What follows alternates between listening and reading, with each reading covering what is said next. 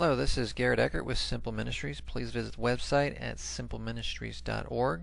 Today I'd like to review a article on procon.org addressing should gay marriage be legal. Now some may say, well, isn't this a little after the fact that the Supreme Court has already ruled on gay marriage? Well, one of the major reasons for gay marriage was or is acceptance.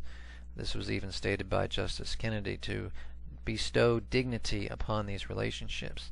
And so the question still is whether it's something is legal or not, should dignity or acceptance be bestowed upon gay relationships. There was one time that slavery was legal in America. Doesn't mean that it should have been or that it was a good thing. And so this website gives us a nice succinct list of arguments to review, and there's also another issue in that the same rationale for same-sex marriage is also going to be applied to civil rights legislation and also teaching curriculum in schools. So it still is something that is very much applicable. And really the key thing here is it's not really discrimination, it's not really equality. The key thing is morality. Morality is such a powerful concept. You can give 100 good reasons for same-sex marriage, but if we find that these relationships are not morally good, the morality of it will outweigh everything else. We could give 100 reasons why people in relationships between siblings would be a good thing, but the morality of it would weigh out everything else. I will be using a lot of analogies. Many that advocate for same-sex marriage while using analogies for their position reject all analogies against their position. Please look in the link or the description below for an article I've written about that to describe why that is invalid to do. Otherwise you won't understand the reasons that I'm giving here. And by the way, I even apply the same reasoning to a favorite marriage argument, in which when I go over that, so you'll see exactly why the favorite marriage argument is not valid. So I'm not cherry picking here. I apply the same reasoning to my own position. Now to get on to number one here, which is to deny some people the option to marry is discriminatory and creates a second class of citizens. It is discriminatory. You can't get away from the most general sense of discrimination is to distinguish between two things, and so we're always discriminating, and that's a good thing to do. Actually, you don't want to discriminate in favor of immoral things. That would be a wrong thing to do, and it doesn't necessarily create second-class citizens. But that's sort of like you're doing a bad thing. But it's good to discriminate against immoral things and to discriminate for positive, morally good things. I'll leave a link in the article below about discrimination to get a better view of that, because that's a very confusing concept for many people. Number two, same-sex couples should have access to the same benefits enjoyed by heterosexual married couples. Absolutely they should. If they are in moral relationships, they should. But that's exactly what's on the table. Are they morally good relationships? And if they're not, then no, they shouldn't, any more than polygamous or polyamorous relationships should. The concept of traditional marriage has changed over time, and the definition of marriage is always being between one man and one woman is historically inaccurate, and that is true. I am not for traditional marriage. I am for moral marriage, which is only between a man and a woman. Historically, there have been all sorts of different types of marriage relationships that were not moral, so I do not use that term as a Christian. I'm not married to that term. It's not in the Bible. I don't need that. At a time it had its place, but the term is now worn out its usefulness. So it's best just to say I am for moral marriage between a man and a woman. Number four, gay marriage is protected by the U.S. Constitution's commitment to liberty and equality. Well, it's interesting that it took, well over 200 years for somebody to figure that out. Of course, I guess they appealed to the 14th Amendment, which wasn't there originally. But then does the U.S. Constitution extend liberty or the equality for polygamous relationships. Or if you want to tie it to sexual orientation, how about bisexual relationships, where someone could say, yes, my sexual orientation is such that this limitation to just one spouse doesn't fit me. To express my sexual orientation fully, I need to be able to marry both a man and a woman.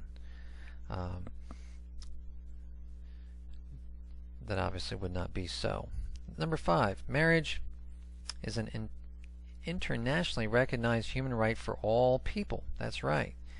If you conform to the moral definition of marriage, then it's a right for everybody.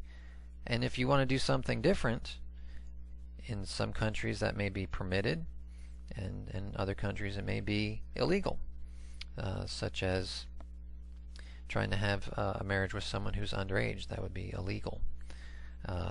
And there was actually a time when homosexual relationships were illegal in most states in the United States, although the laws changed and then they were permitted. And now, with the legalization of same-sex marriage, now they're actually promoted. Number 6, same-sex marriage is a civil right. It is if it's moral. If it's immoral, then we don't want to promote it as a civil right. And to make this clear, this is also oftentimes linked to color, and there's even some things here talking about that. This is very easy to point out as fallacious. I just ask folks, are you in favor of racial equality? And they will say yes. And I'll say, all right, what races? And they look at me puzzled, and they're like, well, all races, of course. And I'll say, okay, are you for marriage equality? Yes, I'm for marriage equality. Which marriages? And then they look a little puzzled, but they're like, well, you know, just straight marriage and same-sex marriage. I was like, well, isn't polygamy a marriage? That's a form of marriage. Well, I didn't mean that. Well, yes, now we're cherry-picking. We're not actually being consistent. That's the problem. And that's what the problem there is. Now it's revealed, all right, now we have to make a moral judgment as to whether a marriage should be or should not be. But we don't need to make a moral judgment over whether black people are equal with white people or any other color, because color isn't even a moral question. It isn't a moral question to say, is a black person morally better or worse than a white person, to say, is a black wall morally better than a white wall. It's just nonsensical, because to apply morality to color is a category mistake. Number 7. Marriage is not only for procreation, otherwise infertile couples or couples not wishing to have children would be prevented from marrying. And that's exactly right. Marriage is not just for procreation, it is for a moral relationship, romantic relationship between two people. See a link below in the description for a full explanation as to why this argument that marriage is only for procreation is not valid. Number 8. Gay marriages can bring financial gain to the federal, state, and local governments and can help boost the economy. That's an arguable point, but even if it were true, we wouldn't want to promote immoral relationships just because they are for financial gain. You could say that, hey, if I cheat on my taxes, it's good for my income, but that wouldn't make it right. Number 9. Gay couples make good parents. This is also a arguable point. I personally don't refer to any studies, because any study I list, anybody can just pick it apart. All of the studies done on the same-sex issues are problematic. They have basic, fundamental flaws in the way that they are done, which gives you an idea exactly of, you know, what's the problem here. You know, they can do studies on other topics and do it methodologically sound, but not with same-sex issues for some reason. For example, they're appealing to this University of Melbourne. What were the methodological problems there? Well, first of all, they told the participants ahead of time exactly what the study was about. So then the people were able to give the answers that help represent gay parents well. They already knew that was the outcome of the study. The way you would do a sound study is to do it blind, where the participants don't know exactly what the outcome of the study is to show, and that way they wouldn't tailor their answers to make their community look favorable. I mean, if I were to do that for Christian parents, no one would buy it. And yet we're supposed to accept that type of thing. Number 10. Gay marriage bans cause humiliation and uncertainty for children being raised by same-sex couples. Well, does banning polygamy cause humiliation and uncertainty for those children? If that's your reasoning, then you have to approve of polygamy as well.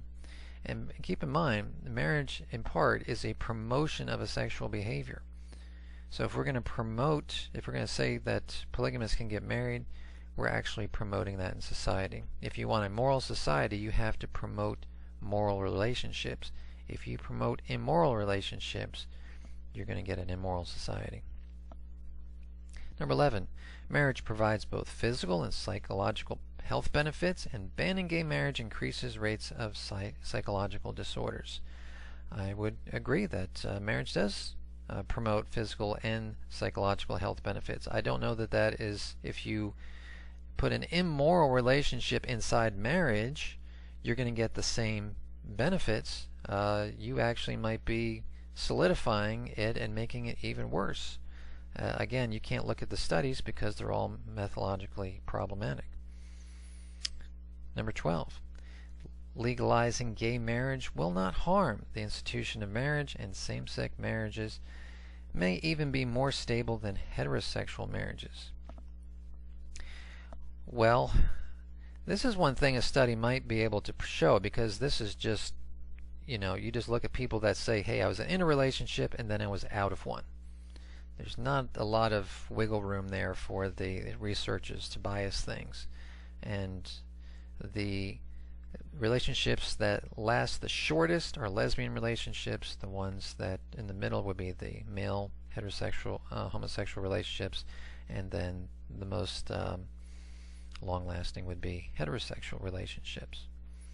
And that it's not going to harm the institution. There are gay activists that specifically state the reason why they want gay marriage is to harm marriage. That they don't think there should be marriage at all, and this is going to be one further nail in its coffin, which is actually not arguable by anybody. Everybody recognizes that marriage is in trouble, which is one reason why gay marriage is now able to enter it. Number 13. Gay marriage legalization is correlated with lower divorce rates, while gay marriage bans are correlated with higher divorce rates. And this, is studied with Massachusetts here. And the thing is, let's just say these numbers are right. I don't think so, but let's just say they are. Let's say that they legalize polygamy somewhere, and it shows that it's good for divorce rates. Does that mean that we should then be promoting our daughters to be marrying someone who's already got 3 wives? Is that what we want to do? Well, no. So again, it all boils down to, is it a moral relationship or not? Number 14. Legal marriage is a secular institution that should not be limited by religious objections to same-sex marriage. I think there is some point to this, is that it is granted by a secular government, and they can have it, and so our religious convictions can't determine that. But everyone has to make a moral judgment, and this is where the common ground is. And I don't have to appeal to religion, because when it comes to people who are for same-sex marriage denying the polygamous their marriage, or the polyamorous, or the incestuous, they're not appealing to religion. They're just saying, hey, these are not good for society. Sometimes they try to stay away from the moral argument, because then they know it can be turned on their point of view. They'll say stuff like, oh, polygamy, it'd be just so difficult to regulate. That's why we shouldn't have it, which is ridiculous, because there's third world countries in this world that have polygamy. Are we so dense in America, the greatest country on earth, that we can't simply copy what they're doing? It's not an argument at all there. So it is a secular institution, and they should be able to marry if it is moral. That's the key root of it all. And our last point, number 15. Many religious leaders and churches support gay marriage and say it is consistent with Scripture.